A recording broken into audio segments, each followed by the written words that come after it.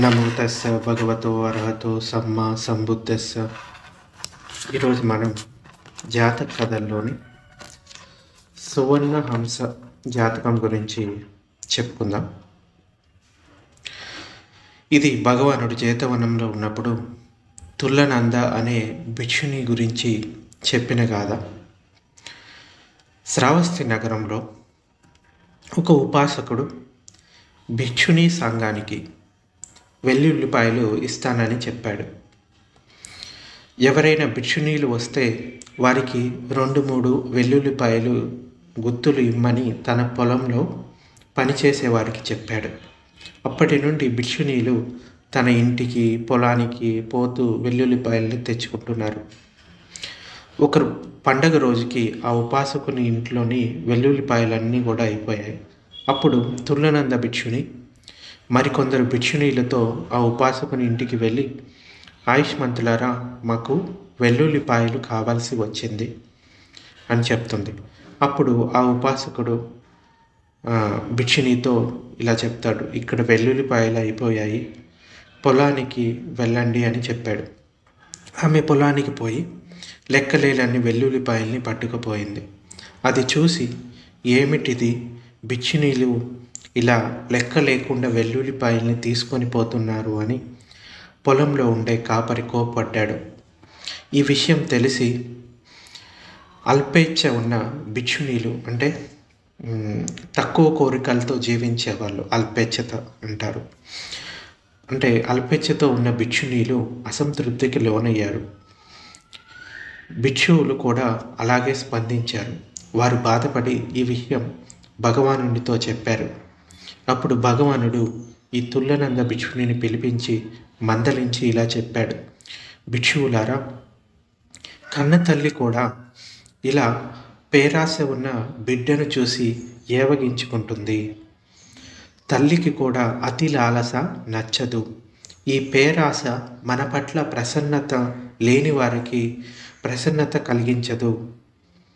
ప్రసన్నంగా ఉన్నవారికి ప్రసన్నతను పెంచదు. అధిక నమ్మకస్తులుగా మార్చను లేదు. అంటే వాళ్ళు ఇంకా శ్రద్ధను కోల్పోతారు. ఇలా చేయడం వల్ల అల్పేచ్ఛ గలవారు మాత్రమే ప్రసన్నత లేని వారిలో ప్రసన్నతను కలిగిస్తారు.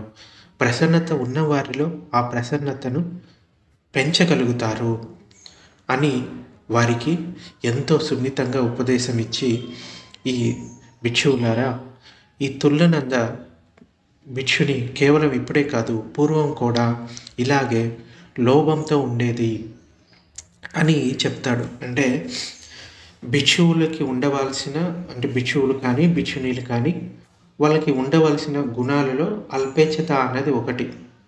అంటే ఏది దొరికితే దాంతో సంతృప్తి పడాలి. ఎక్కువ విషయాలు, అంటే ఎక్కువ వస్తువులు కోరుకోకూడదు.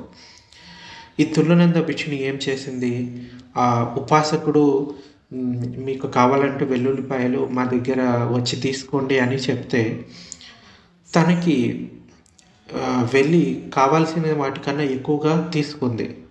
అందువల్ల ఆ ఉపాసకుడికి వీరి పట్ల, అంటే భిక్షు సంఘం కానీ భిక్షుని సంఘం పట్ల అసంతృప్తి కలుగుతుంది అక్కడ ఉన్న వాళ్ళకి.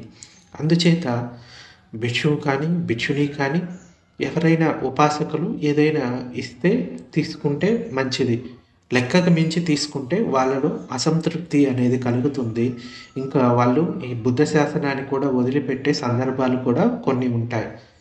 సో అందుచేత భిక్షువు కానీ భిక్షునీలు కానీ ఎవరైనా ఈ లోభాన్ని వదిలిపెడితే, పేరాశను అత్యాశను వదిలిపెడితే వాళ్ళని అందరూ ఇష్టపడతారు. అయితే ఈ తుల్లనంద భిక్షుని గురించి పూర్వం జరిగిన స్టోరీ గురించి భగవానుడు వివరిస్తాడు. పూర్వం వారణాసిని బ్రహ్మదత్తుడు పాలించే రోజుల్లో బోధిసత్వుడు ఒక బ్రాహ్మణ కుటుంబంలో పుట్టాడు. పెరిగి పెద్దవాడై వివాహం చేసుకున్నాడు. వారికి నంద, నందవతి, సుందరి నంద అనే 3 కుమార్తెలు కలిగారు. బోధిసత్వుడు కాలం చేశాక ఆ బిడ్డల్ని దగ్గర బంధువులు తీసుకుపోయారు. బోధిసత్వుడు సువర్ణ హంసగా జీవించాడు. హంస తెలుసు కదా, బాతు.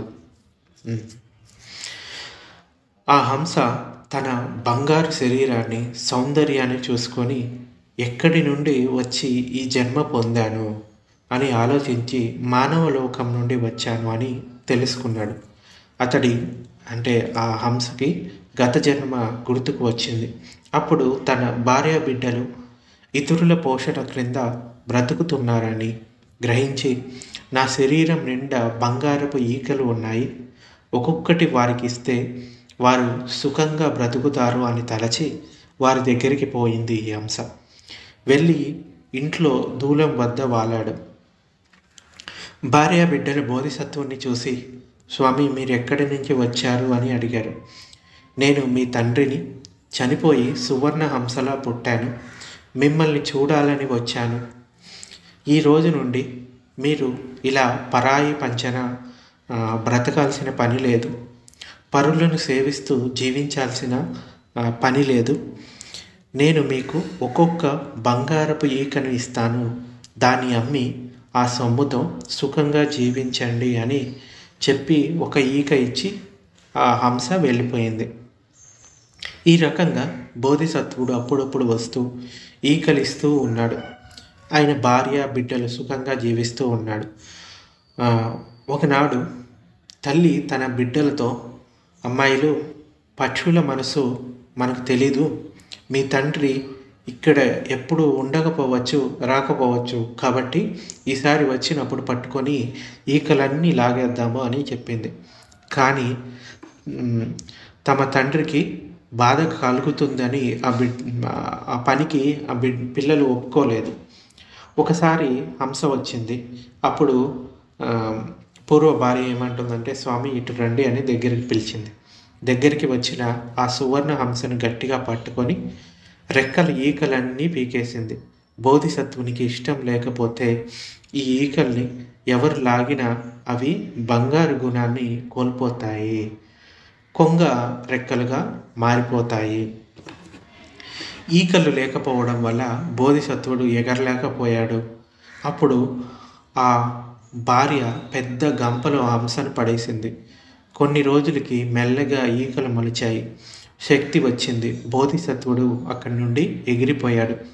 ఇంకా ఎప్పుడు ఆ ఇంటి ఛాయలకేసి కూడా రాలేదు. అంటే దురాశలకు పోక దొరికిన దానితో సంతృప్తి చెందుట సమ్మతము. అతి ఆశలకు పోయి హంసను హింసించి పొందిన వారు తుదకు పాపఫలము. సో ఈ లోభత్వాన్ని వదిలిపెట్టాలి. ఏది దొరికితే దాంతో సంతృప్తి చెందడం అన్నది నేర్చుకోవాలి.